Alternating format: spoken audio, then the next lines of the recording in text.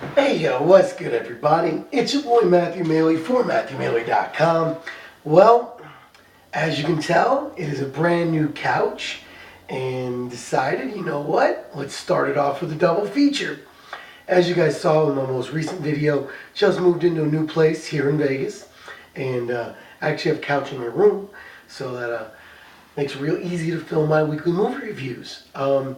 As I mentioned, part of the reason why you haven't seen much of me, my camera broke, so I lost multiple different movie reviews that I've done.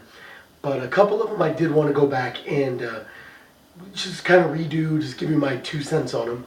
And decided, you know what, for this one, since they both have the same leading character and both of them are very WTF filled, figure let's do a double feature. So here it is, officially my very first weekly movie review from my new couch. Let's do it. So first off, this double feature is starring Matthew McConaughey.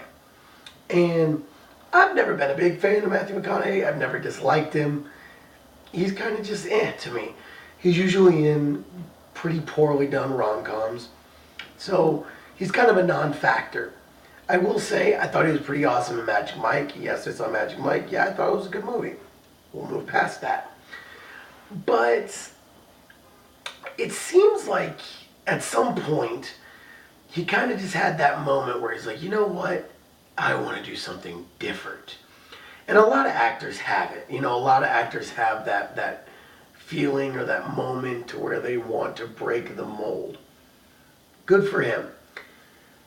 But he picked some odd movies, including one that's coming out soon. Or actually, I think it did just come out, called Mud.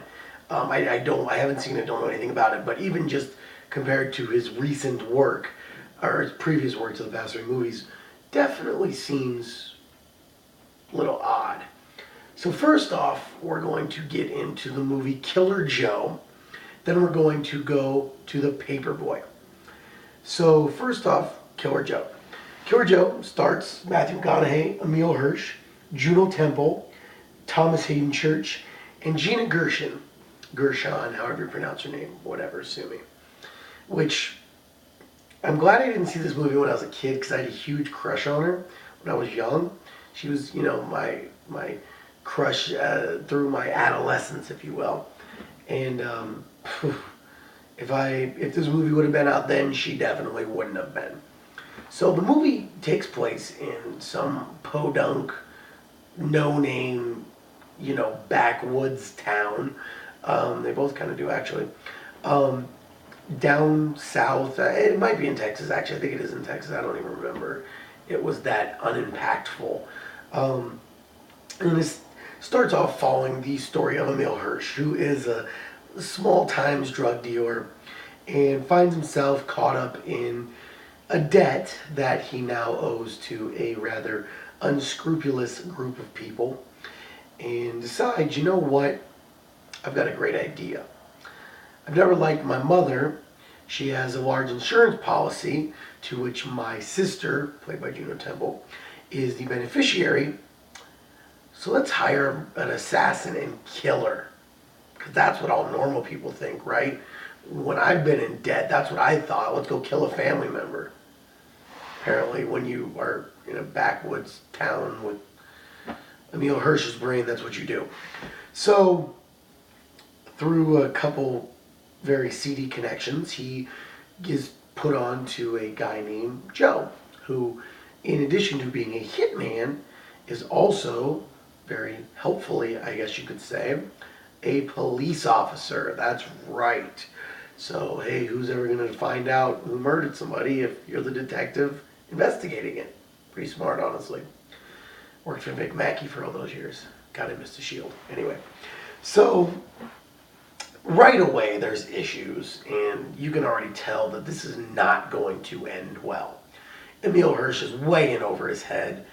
His sister, Juno Temple, is, I want to say she's a little slow, because I can't believe that anybody would be as just dumb as she is in this movie. I mean, it's almost fathomable how dumb she is. Then you have Thomas Hayden Church, who he pretty much plays the same character in all movies, but he is the most aw shucks type of character you've ever seen. There's a dialogue back and forth after he just watched his wife get her nose broken by a man's fist that sums up the whole thing. It's wow. And then finally Gina Gershon, who plays Emile Hirsch's stepmom, who they have a very contentious relationship. But the one character he really cares about is his sister, even though she's a moron. So, long story short, Matthew McConaughey's character, Killer Joe, agrees to take care of this problem. Problem is that it's $25,000 up front, no exceptions. Well, obviously they don't have the money because they're needing to cash in the insurance check to pay the money. So Matthew McConaughey says that he will do it, but has to have a retainer. At which point, he essentially takes claim of Emile Hirsch's sister, much to the unhappy pleas, if you will, of Emile Hirsch. Now, it's never specifically said, but there's a lot of incestuous overtones, including a dream sequence involving his naked sister, that get pretty creepy between Emile Hirsch and his sister. I'm just saying. But to say that that's the only creepy parts of this movie would be such an understatement. So, as you can imagine, things don't go exactly according to plan when Matthew McConaughey proceeds to move in and starts living at said house with the family and is kind of dating Emile Hirsch's sister, Juno Temple. But she's, they made her seem very young and over-sexualized. Like, sometimes you see young girls, when they get around an older, attractive guy, just, pour it out and pour it out. And that's exactly what she does. There's a couple scenes that are just so over the top. It's ridiculous. I've said that, I think, about 3 times. But as things proceed to go worse and worse, and Emile Hirsch tries to make decisions that really just make things go even worse, the movie just gets creepier and creepier, to be quite honest, and gets darker and darker and weirder and weirder. And you guys know I can be dark. I like dark. I like weird. I like creepy. But I didn't like this. It wasn't like the standard, oh cool, yeah, this is a dark movie, whatever. This went to like levels of like, and it wasn't even uncomfortable because, oh hey, it's so well done, I'm uncomfortable. No. This was just like, why am I watching this? I really feel like I should have turned it off about when I started it. And pretty much the culmination of this, all leading up to the final about 15 minutes, when the shit really hits the fan, as if it hadn't for the past, for the hour and a half before then. But when a beaten, bloody, crying, mascara-dripping woman is forced to perform oral sex on a chicken leg with her husband watching, husband and daughter watching, maybe son as well, or stepson, stepdaughter, whatever. You really can't come back from that. And I really just, I wish I could have been in the room when Matthew McConaughey read through the script and said, oh, okay, so here's where I face rape a woman with a chicken leg. Oh, cool. Oh, what else? I would have loved to have seen the reaction, because there had to have been a reaction. Like, you can't see face rape a woman written on a page with a chicken leg and not have a reaction, right? I couldn't. So, yeah. It was one of those movies afterwards, I sat there and was just kind of like, I wasn't in awe of it. I wasn't in, oh wow, that was so deep. It was just like, why? And I know it was adapted from a play, so I guess I could blame most of this on the playwright. I think it's Trey Sparks, something like that. So I guess I could blame that all on that. But regardless, it was just, ugh.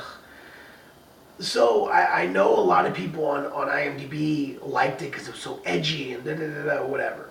I was not one of those people. Even though it has like a 6.5 out of 10 rating on there, to me, it's a 2-star movie. It was just such sensationalism and over-the-top-ism, if you will. While Emile Hirsch did a good job, while Hayden Church did a good job, and Matthew McConaughey did a good job being one of the creepiest, most villains you could ever have. Overall, the movie just was so lacking to me that even those great performances couldn't bring it higher than 2 stars to me. So there you have it. That is part 1. Now let's get into part 2, which is the second movie of this double feature of Matthew McConaughey and his creepiness. So the second movie came out kind of recently, also again starring Matthew McConaughey, and is called The Paperboy. As well as Matthew McConaughey, it stars Nicole Kidman, it stars John Cusack, wow, Zac Efron, David Oyelowo, who's been in a ton of things recently, and Macy Gray, who actually plays the narrator, as well as the maid, or the house sitter, or the housekeeper, if you will. So the story of this follows Matthew McConaughey, and really Matthew McConaughey and Zac Efron, who are brothers. Matthew McConaughey has reached a little bit of a notoriety within Florida, being a pretty decent reporter. So he comes back to a small backwards, down south town in Florida to research a death row case. Now this, I believe it was taking place back in the 60s, maybe the 70s, but I think the 60s. And it was definitely a slice into, race relations of the South, especially when Matthew McConaughey's partner is a black guy. So his writing partner. So that in itself, the fact that he's British, was educated at Oxford, was a huge shock to everybody down in this podunk town. And believe me, there's plenty of N-words flying around and plenty of all kinds of racism that you could want floating through this movie. Again, I mean, there were so many elements of it. I was just like, what? So John Cusack is the alleged murderer who is on trial, and his new love interest, played by Nicole Kidman, who apparently just has a history for going after prisoners, that's smart, reaches out to Matthew McConaughey to see if there's a way to try and exonerate him. So Matthew McConaughey comes down, they start going through all the information, and as soon as Zac Efron lays eyes on her, he falls in love with Nicole Kidman. Though she does look pretty good. I'll give her credit for that. And really, the rest of the story just goes along the lines of, did he really do it? If so, how? If not, how? And takes you through a pretty crazy journey. Not necessarily a good journey, but a pretty crazy one. Through swampland and through backwoods, and I mean some definitely crazy stuff. All while having, race relations put into it, as well as puppy love, if you will, from Zac Efron, who's just enamored by Nicole Kidman. Now, he ends up being their driver, kind of driving them all through town, and it's really just Matthew McConaughey giving his brother something to do. But there were so many weird elements to it that I just didn't see why. One specifically being Nicole Kidman. I mean, I can't even say this with a straight face. Nicole Kidman peeing all over Zac Efron's face. And no, you did not, put on a water sports film. in it, Zac Efron gets stung by jellyfish, and when he gets pulled out of the water, the group of people says, "Oh, somebody has to pee on him," and goes to him. Nicole Kidman shovingly pushes somebody and says, "No, if anybody's gonna pee on my friend, it's gonna be me," in a very bad Southern accent, and proceeds to pee all over him. Wow. We then have the necessary, N-words said by white people, and the fallout of that. We then have the even more necessary heartbrokenness when Nicole Kidman has, sexual relations with a couple other people that aren't Zac Efron. And then we have a scene that isn't even the most creepy in the movie, where John Cusack, playing probably one of the most disgusting, despicable characters you've ever seen an individual play, masturbates himself through his pants while staring at Nicole Kidman's nether regions that he has just ripped through her pantyhose. And wow, while Zac Efron, Matthew McConaughey, and David Oyelowo are sitting there. Because that's not awkward, right? I don't know, maybe when you're on death row, you get it where you can. I don't know. Wow, I pray I never have to find out. And, I mean, that wasn't even the most disturbing scene, which we'll get to in a second. There were also some very harsh scenes. There's another scene where Nicole Kidman wears the wrong outfit to the prison and John Cusack loses his mind. And Cusack did a great job playing this character, but I really just assume all they said would just be as absolutely horrible of a person as you can be, and you'll nail it. Because that's what he did, and he pretty much nailed it. So, shout out to him for that. I mean, for a good job, but you couldn't not despise this character. You're just so disgusting. Just disgusting. So, the by far worst scene of the movie, or most graphic, uncomfortable, gross, whatever you want to say, and I won't go into detail, I'll just put a couple keywords, which are gang rape, bondage, mutilation, blood, lots of blood. Yeah, we'll just leave it at that. And if those are the type of things that make you say, you know what, I want to see that movie, especially when you couple it with, masturbation in a public facility and Zac Efron being pissed on, then this is your kind of movie. To me, I saw two duds as far as I was concerned. And it was like the storyline of Paperboy had elements, it had twists, it had, it could have been a much better movie. But again, I just felt like it needed the sensationalism, or the director felt like it did. And rather than focusing on race relations, on class relations, because there's a whole element of, Macy Gray has a really good friendship with Zac Efron, but Zac Efron's parents couldn't care less about Macy Gray. They pretend like they do, but they don't even know how many kids she has. They don't know when her birthday is, those type of things that you would actually know about a friend. So rather than focusing on those elements and the elements of the case, which could have been pretty good, they ended up just throwing so much in there that the sensationalism to me took away from the story. So I'm giving it 2.5 stars.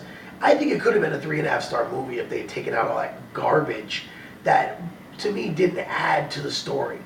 Like, I get it, like, there was a desire to bring up that one of the characters was gay. Okay, you didn't have to do it that way. I guess there was a desire to show that Nicole Kidman cared about, Zac Efron. You didn't need to do it showing her peeing on his face. Like, I don't know. I don't get it. maybe, you know what, maybe you guys love these movies and they're over my head. Doesn't happen very often with movies, but maybe these ones were. And if so, please tell me. Because as far as I'm concerned, I'm like, yeah. So I can pretty well say that whatever movies I get next are going to be better than these two. At least I pray. So there you have it. My very first weekly movie review from my brand new couch here in my brand new place here in Vegas. And, well, thank you guys for checking out my videos. So as always, stay tuned. You guys know, tons of videos coming out soon, as always. So once again, thank you guys for all the support, the continued support. We're back, we're running, we're good. It's going to be a good summer. It's going to be a great summer. Stay tuned. Stick with me. Tons of big things happening. The World Series is almost here.